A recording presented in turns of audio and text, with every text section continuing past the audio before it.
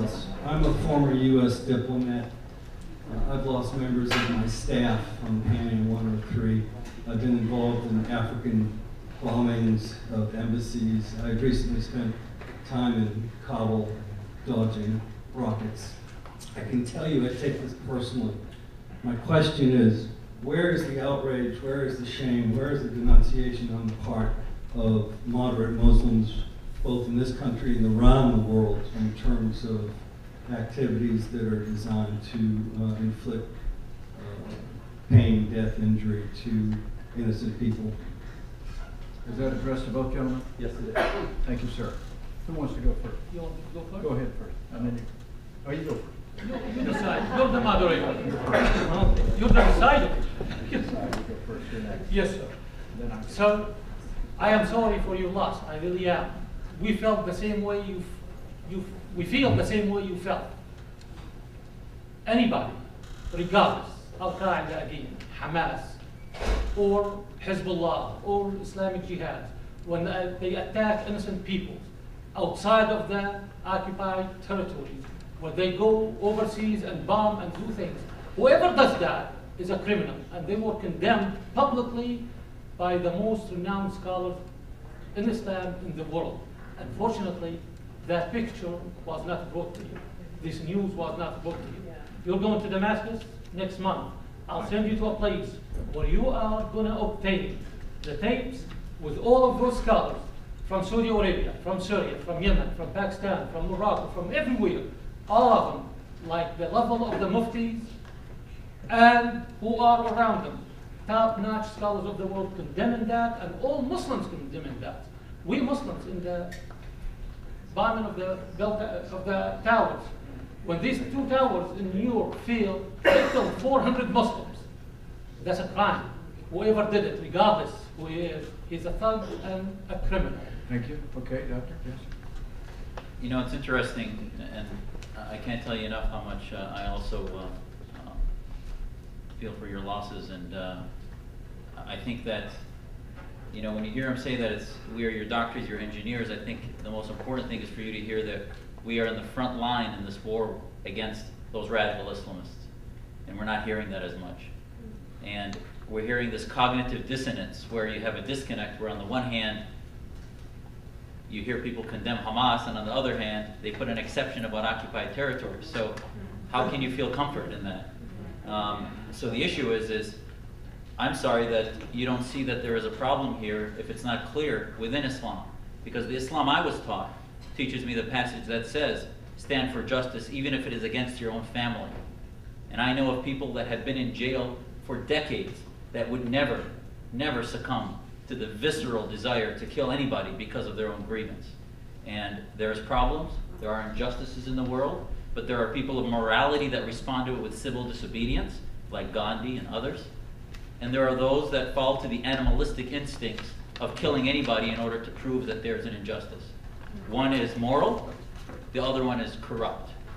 You decide. Thank you. And thank you, sir, for your service. And thank you for it. Yes, ma'am. Hi.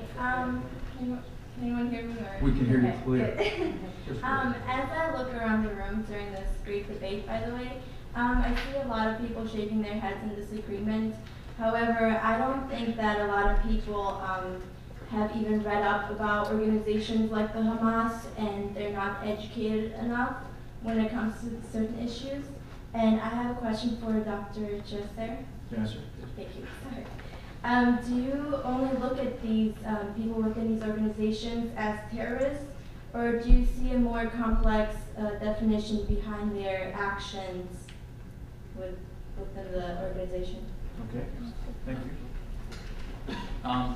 Let me tell you, I think that there are some point in society that we decide upon the moral constructs that we live under. Hitler, for example, gave the German people promise that he would make the trains run on time, make them have bread, help the depression, etc. But then he used that power to kill innocent people and commit the largest atrocity against humanity that we've known in the Holocaust. So there are those people that may say they have injustices that they're fighting, but once they cross the line, and start doing things that are fascistic in nature, they're no longer deserving of any type of respect for any cause that they represent.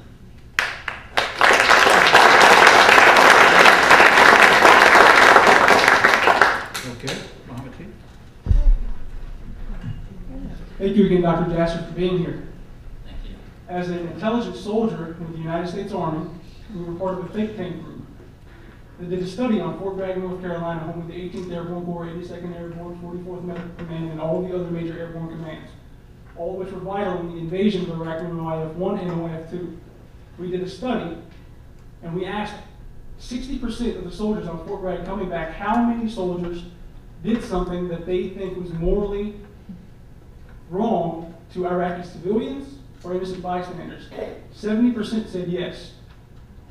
Lieutenant General Vines, and I will quote him in the briefing, and Lieutenant General Vines was the commander of the 18th Airborne Corps, which once again included the 101st Airborne Division, the 82nd Airborne Division, the 44th Medical Command, but it also encompassed USASOC, which is the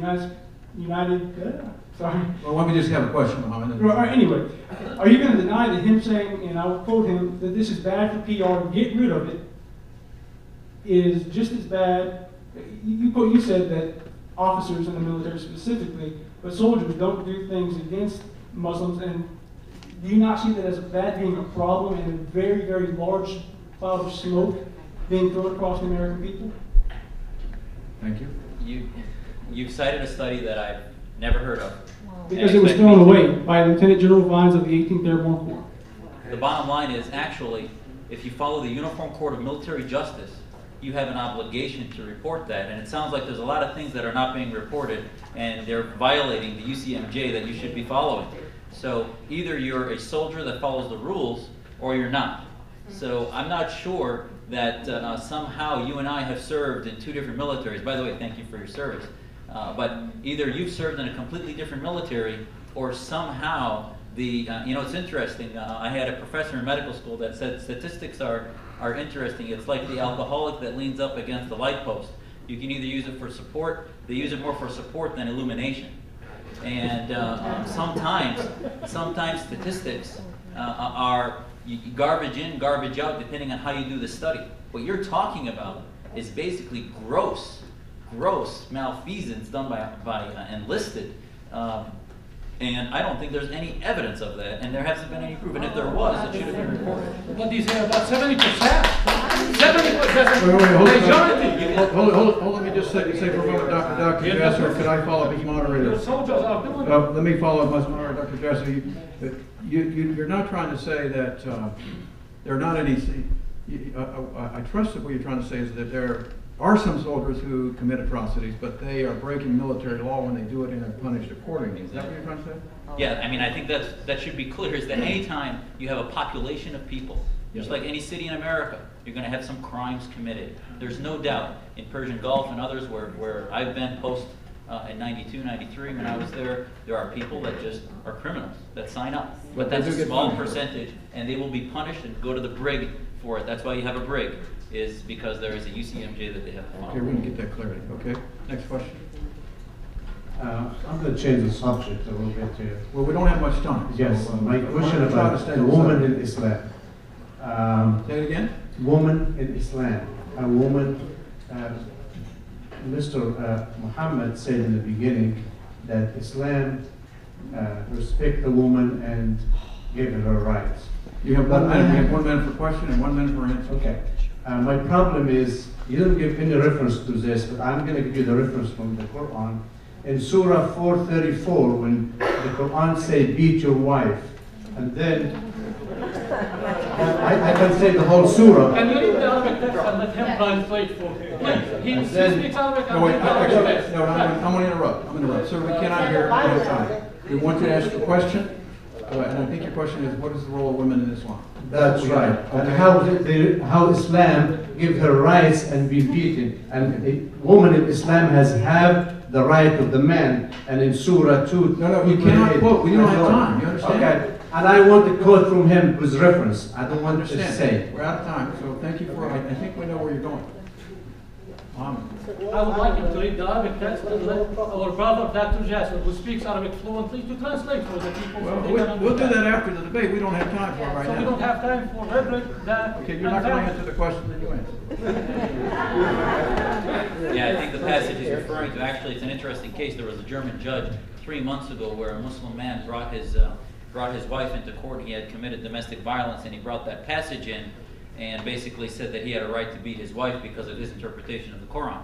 That judge actually allowed him and said, well, that's okay, then it's your religion. We're going to give you freedom to do that. 2 weeks later, the judge was reversed by the appellate court in Germany and was told that this is immoral. The passage you're talking about, the Arabic, in Arabic says daraba. And it talks about when a woman and a man come to a conflict in their marriage and that they need to then separate. The word daraba in conversational Arabic means hit. In Old Arabic, daraba actually means strike, or in English also, the word strike means 2 things.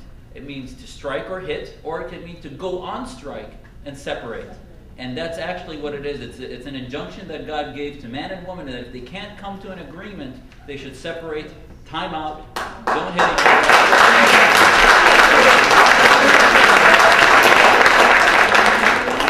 You're welcome. I think we found some agreement here among them. Because of the misinformation again. Yes, You see, thank you. this is an example. It's very helpful. Now, we got time for, actually, we're out of time.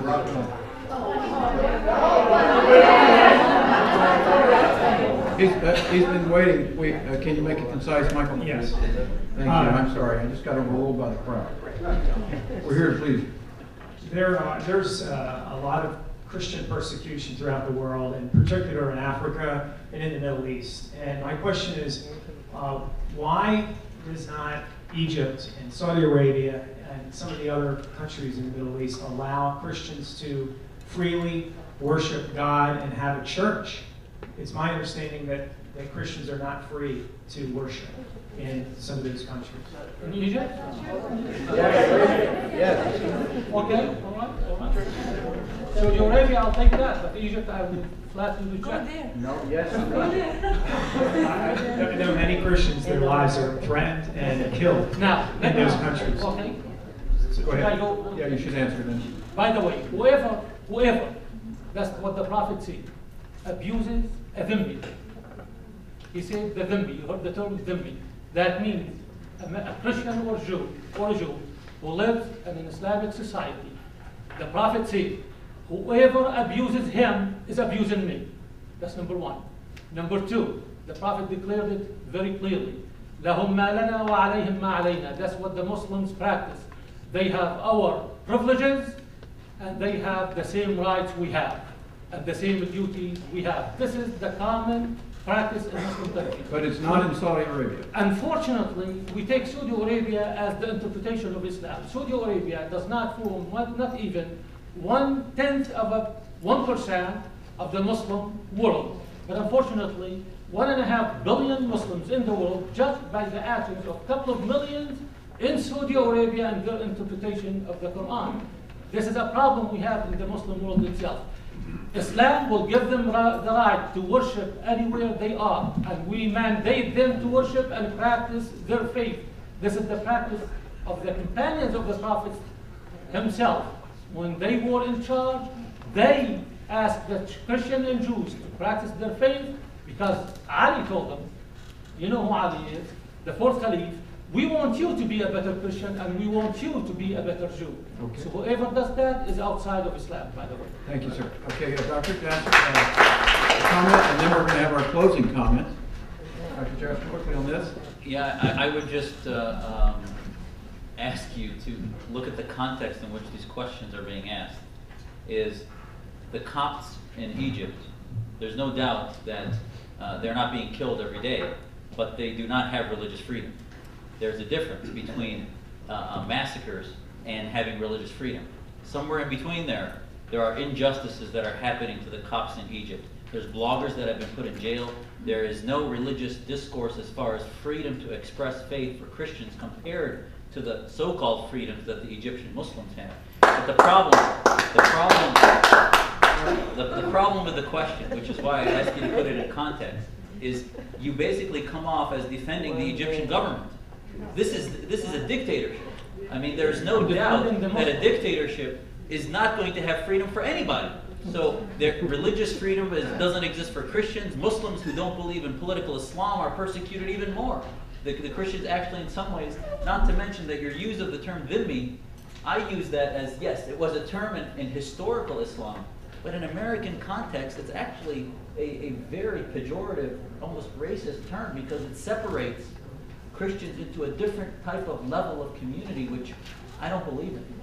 Okay, let me say this. Mohamed, I'm going to let you address that question in your closing remarks. Before we go to closing, do we need to do a tape switch? After one. After the first closing, okay, we will delay for 30 seconds. Okay, good.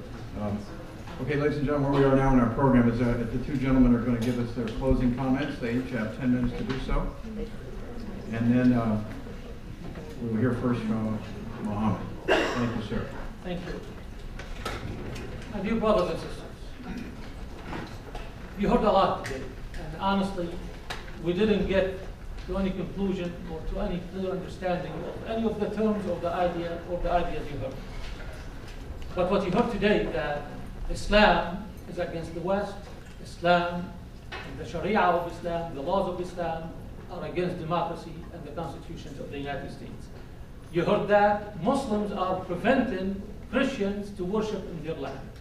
Nothing can be further from the truth. I will remind, I'm starting with the last comment. Boutros Ghali, you all know the name, okay? The Secretary of the United Nations was a Christian from Egypt. I don't know if you know that or not.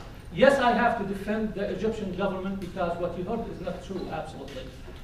Christians are not killed every day, as he said, in Egypt. That's absolutely They are killed every day in false, Egypt. false information. Believe me, we can take you to Egypt and show you the truth. If you would like, I will personally arrange for that. I'll go with you. You're welcome. That's number one. Okay? Number two, there are Muslims who want to practice their understanding of Islam, killed and jailed in Egypt itself, and every Muslim country too. This is not just for the Christians, not for the Muslims. It's for the radical Christians who are causing problems and the radical Muslims who are causing problems. Back to the issue. Radical Islam. Again, as Muslims, we don't like to call it, but I'm going to give everybody the satisfaction and use it. We, as Muslims, are ordained or ordered in the Quran itself not to go to any extreme. Mainly, don't be radical. يا أيها الذين آمنوا لا تغلوا في دينكم. Do not go to an extreme in your faith. Stay in moderation. This is the order in the Quran itself. We're ordered to do that. We are against radicalism, the way it is defined. We absolutely are. We are against it. I, as a Muslim, would not live under the control of radicals as they are described to you. This is not a problem of Islam. You heard me saying at the beginning, we need to work together. But at the same time, we have to admit atrocities, extremism, exercised in both sides. We dismiss if our side did it, but we magnify anything from the other side. And the sad thing, we are tainting Islam, the total Muslim community in the world, with that. Anybody who adheres to the Quran then is a radical, according to our brothers. If the majority of the people, let's say here, I'm telling you, I'm the first Muslim to say, if the Christian movement succeed in getting majority of government in the United States, in the Congress, in every branch of the government, if they succeed to control it and turn it into a Christian society, would I object? Absolutely not. If the people, honestly, we had the discussion the other day at the mosque, me and some of the friends and the brothers who were there. If this country turned to be a Christian country, do you think will oppose it? Absolutely not. I hope and I wish this country will become a Christian country and hold to the Christian values. I would like to ask Dr. Jasser, is he opposing to that, the Judeo-Christian values that are propagated by many groups in the United States? Are you against them to turn this country into a Christian country like you are scared if it's turned into an Islamic country. There are problems with the majority if they want that. This is what democracy is about. This is what the whole Constitution is about. Whatever the people want should happen. That's number one. Number two, forget the political Islam. The United States today is in need for Islam. We have so many social problems are beyond control, and nothing can control them except the spiritual teaching and values of Islam, which are identical to the Judeo-Christian values. The moral teachings are the same. We may differ with the theology, but the moral teaching is the same, and hear me clearly. I said the spiritual and moral virtues. That's what I'm saying. Second, or third, back to the word dhimmi. The word dhimmi is a term with honor. When you shake hands with somebody, or you tap your chest and you say, you are in my protection, I give you my honor to protect you. Basically, the dhimmi is the man who is in our dhimma, in our consciousness, and consciously we have to provide them equality and protection. That's what the word dhimmi is, not derogatory at all, my dear friend. A lot of things, unfortunately, I want to repeat this. Dr. Jasser, with all my respect to him and his medical ability, his skills in Islam and the Arabic language are limited. There are rules to understand Islam and to understand the Arabic language. We can challenge that. That's my first thing about him. Second, he's speaking a language that appease a lot of people and appease a lot of groups and serves certain agendas. However, you have two people before spoke the same language against Saddam. Iyad Allawi and Ahmed Jalabi. And we in the Muslim community, we feel people like that can lead you to persecute us because you listen to them and you didn't see the truth. We are again providing you with, I'm going to provide you not with 30 minutes for questions and answers. We're going to start with 2 hours. And we're going to give you as many 2 hours as you want every day and every week. Come and listen to us. We'll bring the Quran. We'll bring the Constitution. We'll sit down and talk. And if you find anything that is threatening in our faith to you, believe me, we'll back and leave to make you happy. Thank you, sir. Thank you.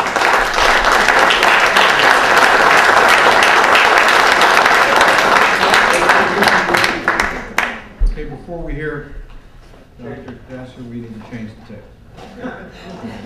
So you can prepare your remarks now. We'll give you 30 seconds. We'll give you